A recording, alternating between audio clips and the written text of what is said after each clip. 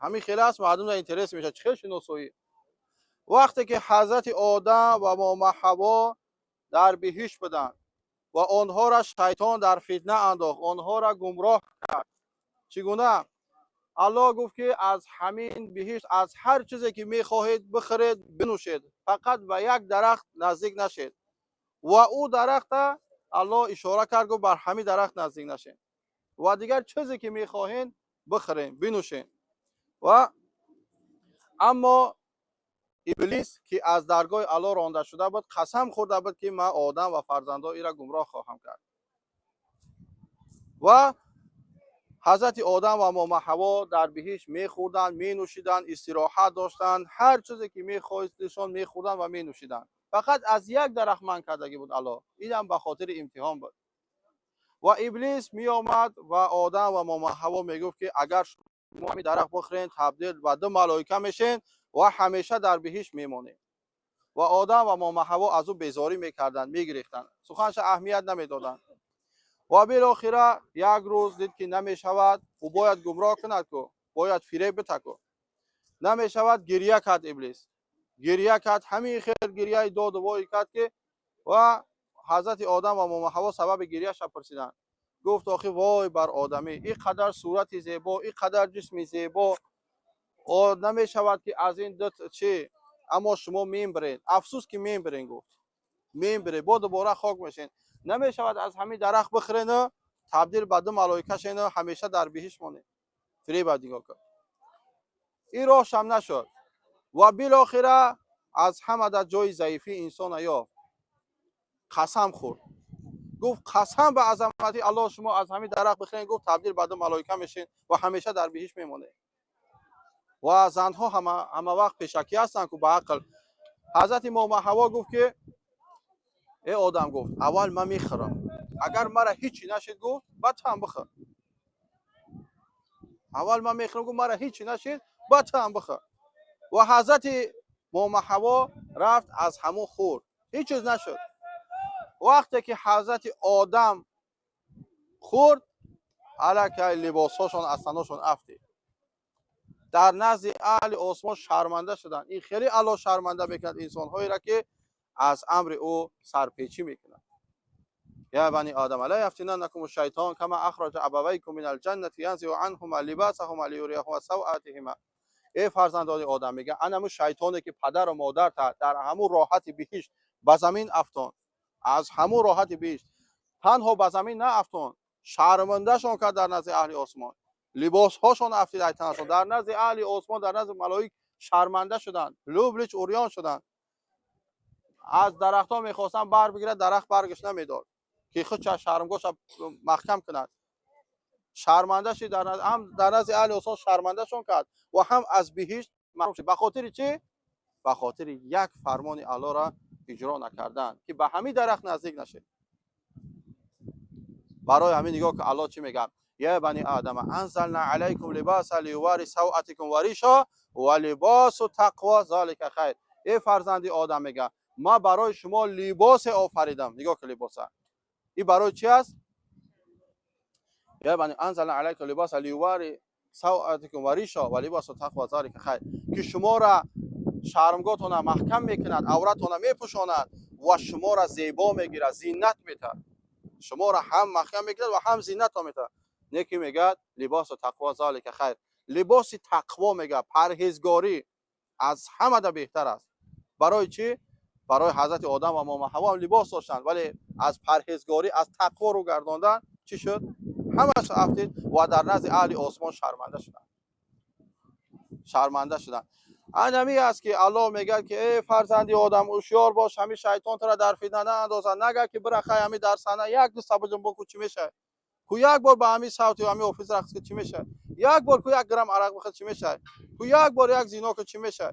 کو یک بار یک شکل دزدی که خی کم تر که ما خرم کی خرک شب بخوام همش نخ کو چی میشود؟ انمی خیرت میکنه شیطان باز در نظر الله می افتاند. در نظر الله وظیفه شیطان، هدف شیطان فقط انسان در نظر الله پس کردن است. برای هم قدر هیچ وقت به سخن شیطان گوش ندهید. وقتی که حضرت آدم و ام حوا که این خیلی نافرمانی کردن، الله اونها را از بهشت به زمین پرتافت. و در روایت چه تبری میآید که اچ در عراق، اچ در هندوستان، بعضی میگه اچ در همین مکان، اچ در هندوستان افتاد. خلاصه در هر جایی که الله سبحانه و تعالی آنها را پرتافته باشد، به الله خودش معلوم هست. الله این زمین یک بار زیر آب ماندگی است و ما بسیاری از اونها آثارشون از بین رفتگی است و با جای پرتاب باشد بعد گذشتن مدت طولانی یکدیگر را آمدن در همین مکان یافتند. یک تاریخ دیگه در میگه که حضرت آدم در همین راستی یک کتاب تاریخ یک عالم نقل کرد، میگه که یک حضرت آدم در همین بالای عرفات بودن، حضرت ام حوا در طرف مزدلفه بودن. از همین جدید حضرت ام حوا را شناخت، بعد دوید یک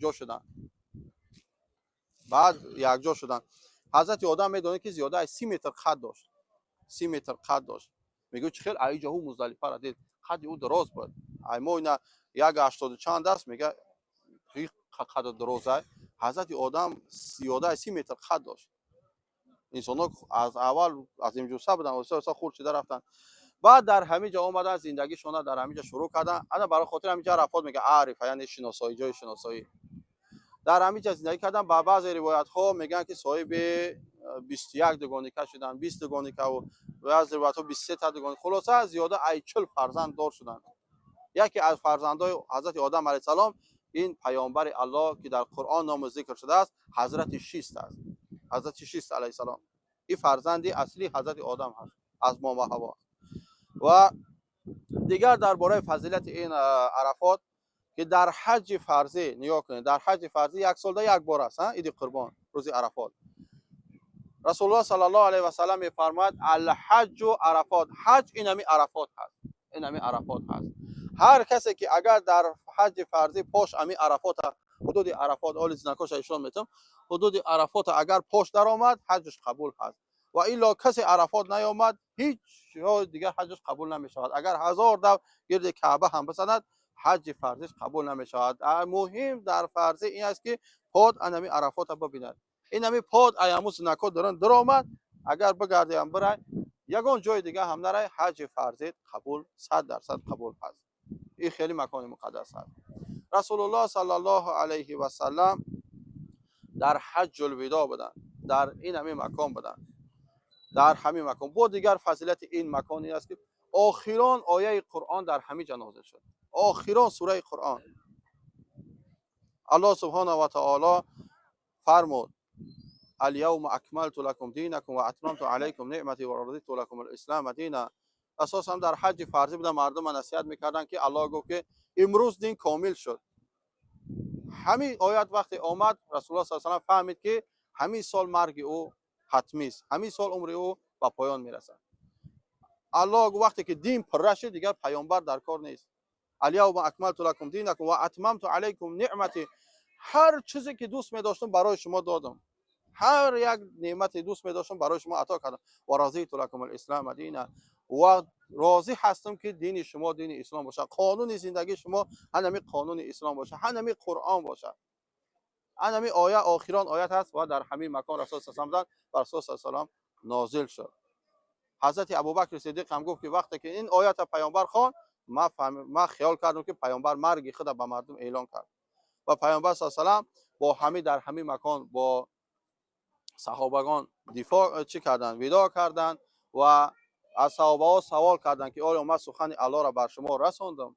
صحابه گفتند بله رسانده. گفت الله شاهد باش که ما سخن تو را تا امروز به مردم رساندم. و الحمدلله سخن الله که بر رسول الله صلی الله علیه و چه نازل کرده بود که به مردم برساند، همین قرآن بپرگه بر ما و شما رسیده است و در بین ما و شما هست. و رسول الله صلی الله علیه و فرمود در بین شما دو چیز گذاشتم که اگر با او چنگ بزنین هیچگاه خار نمیشین. این کتاب الله قرآن هست و سنت محمد صلی الله علیه و سلم. با این دو چیز چنگ بزنین گفت هرگز خار نمیشین.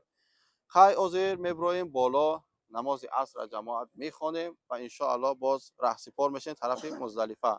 رفتیم.